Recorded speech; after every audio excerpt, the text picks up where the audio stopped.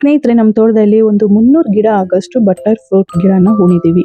ಗಿಡ ಹೂಣೋದಕ್ಕೆ ಏನಪ್ಪ ಕಾರಣ ಅಂದರೆ, ಇದು ಕೆಳಗಡೆ ಕಾಮಿನಿ ಮತ್ತು ಸಂಗಪಿಂಡಿ ಲೀವ್ಸ್ ಇದ್ದಾವೆ. ಆ ಲೀವ್ಸ್ಗೆ ನೆರಳು ಬೇಕಾಗಿತ್ತು. ನೆರಳಿದ್ರೆ ಕ್ವಾಲಿಟಿ ಚೆನ್ನಾಗಿ ಬರುತ್ತೆ ಅಂದ್ಬಿಟ್ಟು ನಾವು ಆಯ್ಕೆ ಮಾಡ್ಕೊಂಡಿದ್ದೆ ಬಟರ್ ಫ್ರೂಟ್ ಗಿಡಗಳನ್ನ. ಈ ಗಿಡ ಈಗ ದೊಡ್ಡ ಮರ ಆಗಿ ಕಾಯಿ ಬಿಡೋದಕ್ಕೆ ಸ್ಟಾರ್ಟ್ ಆಗಿದೆ. ಕೆಳಗಡೆ ಇರುವಂಥ ಸಂಗಪಿಂಡಿ ಮತ್ತು ಆ ಕಾಮಿನಿ ಲೀವ್ಸ್ ಕೂಡ ಕ್ವಾಲಿಟಿ ಚೆನ್ನಾಗಿ ಬಂದಿದೆ.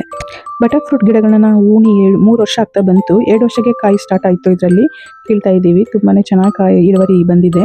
ಬಟರ್ ಫ್ರೂಟ್ ಹಣ್ಣಿಗೆ ಅವಕಾಡ ಅಂತಲೂ ಹೆಸರಿದೆ, ಬೆಣ್ಣೆಯ ಹಣ್ಣು ಅಂತ ಹೆಸರಿದೆ, ಮತ್ತು ಬಟರ್ ಫ್ರೂಟ್. ಈ ಹಣ್ಣು ಮೈಗೆ ತುಂಬ ಒಳ್ಳೆ ಹಣ್ಣಾಗಿದೆ. ಎಷ್ಟೇ ವೀಟ್ ಇದ್ರೂ ಬಾಡಿನ ತಂಪು ಮಾಡುತ್ತೆ. ಈ ಹಣ್ಣನ್ನು ಕೊಯ್ದುಬಿಟ್ಟು ಒಳಗಡೆ ಇರೋ ಬೀಜನ ತೆಗೆದು ಬೆಲ್ಲ ಹಾಕ್ಕೊಂಡು ಹಾಗೆ ತಿನ್ಬೋದು, ಇಲ್ಲಾಂದರೆ ಜ್ಯೂಸ್ ಮಾಡಿಕೊಂಡು ಕುಡಿಬೋದು. ಈಗಾದರೂ ತಿನ್ನಿರಿ, ಬಟರ್ ಫ್ರೂಟ್ ಹಣ್ಣು ತಿನ್ನಬೇಕು. ಬಾಡಿಗಂತೂ ತುಂಬಾ ಒಳ್ಳೆ ವಿಟಮಿನ್ಸ್ ಸಿಗುತ್ತೆ. ತುಂಬ ಬಿಸಿಲಿದ್ದಾಗ ನೀವೆಲ್ಲಾದರೂ ಹೊರಗಡೆ ಹೋದರೆ ಯಾವುದಾದ್ರೂ ಜ್ಯೂಸ್ ಕುಡಿಬೇಕು ಅಂತ ನಿಮಗೆ ಅನಿಸಿದ್ರೆ ಬಟರ್ ಫ್ರೂಟ್ ಜ್ಯೂಸ್ನೇ ಚೂಸ್ ಮಾಡ್ಕೊಳ್ಳಿ. ತುಂಬ ಒಳ್ಳೆ ಜ್ಯೂಸ್ ಆಗಿರುತ್ತೆ. ಕುಡಿದಾಗ ನೋಡಿ ನಿಮ್ಮ ಹೊಟ್ಟೆನಲ್ಲಿ ಎಷ್ಟು ತಣ್ಣಗಿರುತ್ತೆ ಅಂತ. ಈ ಹಣ್ಣು ನೀವು ಎಲ್ಲಾದರೂ ಹೊರಗಡೆ ಹೋದಾಗ ಕಣ್ಣಿಗೆ ಬಿತ್ತಂದರೆ ಬಿಡಕ್ಕೆ ಹೋಗಬೇಡಿ. ತೊಗೊಂಡೋಗಿ ಮನೆಯಲ್ಲಾದ್ರೂ ಜ್ಯೂಸ್ ಮಾಡ್ಕೊಂಡು ಕುಡೀರಿ. ಜ್ಯೂಸ್ ಮಾಡೋದು ತುಂಬ ಈಸಿ ಇದೆ. ಹೇಗೆ ಮಾಡೋದು, ಏನೇನು ಇಂಗ್ರೀಡಿಯೆಂಟ್ಸ್ ಬೇಕು ಅಂತ ನಾನು ನಿಮಗೆ ಈ ವಿಡಿಯೋದಲ್ಲಿ ತಿಳಿಸ್ತೀನಿ. ನೀವೇನಾದರೂ ನಮ್ಮ ಚಾನೆಲ್ನ ಸಬ್ಸ್ಕ್ರೈಬ್ ಮಾಡ್ಕೊಳ್ದೆ ನೋಡ್ತಾ ಇದ್ದರೆ ದಯವಿಟ್ಟು ಈಗಲೇ ಸಬ್ಸ್ಕ್ರೈಬ್ ಮಾಡ್ಕೊಳ್ಳಿ. ಇಂಥ ಒಳ್ಳೆ ಮಾಹಿತಿಗಳನ್ನ, ಒಳ್ಳೆ ವಿಡಿಯೋಗಳನ್ನ ನಾನು ನಿಮಗಾಗಿ ನಿಮ್ಮ ಮುಂದೆ ತರ್ತೀನಿ. ದಯವಿಟ್ಟು ನಮ್ಮ ಚಾನೆಲ್ನ ಸಬ್ಸ್ಕ್ರೈಬ್ ಮಾಡ್ಕೊಳ್ಳಿ ಸ್ನೇಹಿತರೆ. ಬಟರ್ ಫ್ರೂಟ್ ಜ್ಯೂಸ್ ಮಾಡೋದಕ್ಕೆ ಹಾಲು ಬೇಕಾಗುತ್ತೆ. ಹಸು ನಮ್ಮನೆಯಲ್ಲೇ ಇರೋದ್ರಿಂದ ಸ್ವಲ್ಪ ಹಾಲನ್ನ ಕರ್ಕೊಳ್ತಿದ್ದೀನಿ. ನಾಟಿ ಹಸುವಿನ ಹಾಲು 1 ಲೀಟ್ರು ಇಲ್ಲ 1.5 ಲೀಟ್ರ್ ಹಾಲು ಕರ್ಕೊಂಡಿದ್ದೀನಿ. ಇದಕ್ಕೊಂಚೂರು ನೀರು ಹಾಕಿ ಕಾಯೋದಕ್ಕೆ ಇಟ್ಬಿಡೋಣ. ಇದು ಚೆನ್ನಾಗಿ ಕಾಯಬೇಕು ಗಮ್ ಅಂತ. ಜ್ಯೂಸ್ ಮಾಡೋದಕ್ಕೆ ಬೇಕಾಗಿರೋದು ಸಕ್ಕರೆ, ಬಾದಾಮಿ ಪೌಡರ್, ಜೇನುತುಪ್ಪ ಬೇಕಾಗುತ್ತೆ, ಮತ್ತು ಬಟರ್ ಫ್ರೂಟ್ ಹಣ್ಣು, ವೆನಿಲಾ ಐಸ್ ಕ್ರೀಮ್ ಬೇಕಾಗುತ್ತೆ. ಇಷ್ಟಿದ್ರೆ ಸಾಕು. ನಾವು ತುಂಬ ರುಚಿಯಾದಂಥ ಒಂದು ಜ್ಯೂಸನ್ನ ಮಾಡ್ಕೋಬೋದು. ಮನೆಯಲ್ಲೇ ರುಚಿಯಾಗಿ ಮಾಡ್ಕೊಂಡು ಕುಡಿಬೋದು ಜ್ಯೂಸನ್ನ. ಅಷ್ಟೊತ್ತಿಗೆ ಹಣ್ಣನ್ನ ಚೆನ್ನಾಗಿ ವಾಶ್ ಮಾಡಿಕೊಂಡು ಕಟ್ ಮಾಡ್ಕೊಳ್ಳೋಣ. ನೋಡಿ ಹೀಗಿರುತ್ತೆ. ತುಂಬಾ ಕ್ವಾಲಿಟಿ ಚೆನ್ನಾಗಿದೆ. ನಮ್ಮ ತೋಟದ್ದೇ ಹಣ್ಣಾಗಿರೋದ್ರಿಂದ ಹಾಲು ಕೂಡ ಕಾಯ್ತಿದೆ. ಚೆನ್ನಾಗಿ ಕಾಯಲಿ.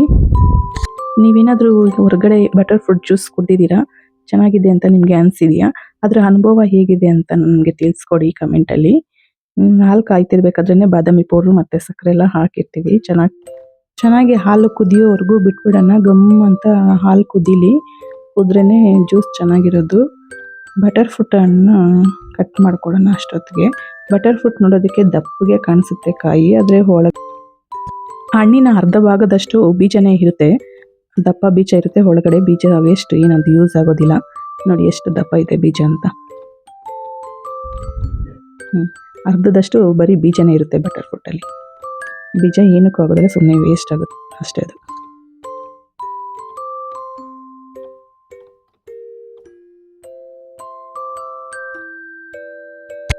ನಾಲ್ಕು ಕಾಯಿನ ತೊಗೊಂಡಿದ್ದೀನಿ ನಾನು ಜ್ಯೂಸ್ ಮಾಡೋದಕ್ಕೆ ಅಂದ್ಬಿಟ್ಟು.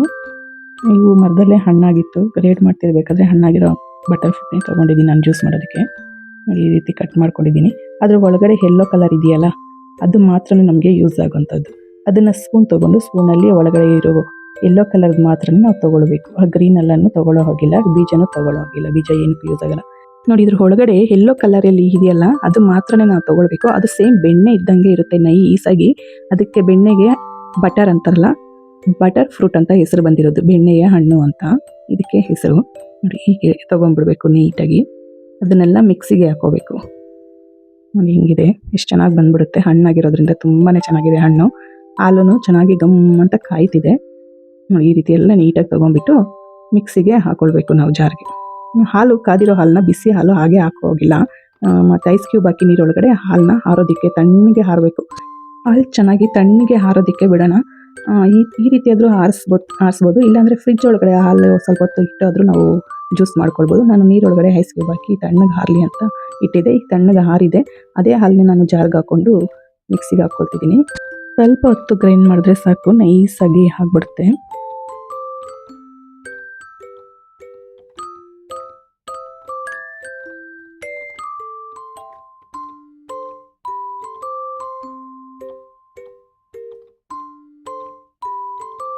ನೋಡಿ ಇಷ್ಟು ನೈಸಾಗಿ ಆಗಿದೆ ಅಂತ.